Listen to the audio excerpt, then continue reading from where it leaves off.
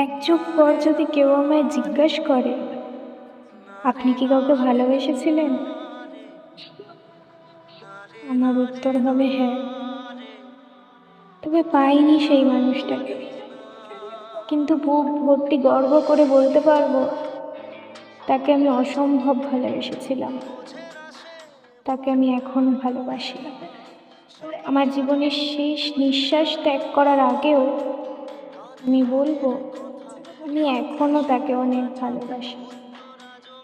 কারণ ভালোবাসাটা সৃষ্টি হয়, মন দেখে, সৌন্দর্য দেখে ভালোবাসা সৃষ্টি হয়। আমি তাকে কতটা ভালোবাসি সেটা আমি তাকে কোনোদিন বোঝাতে পারিনি।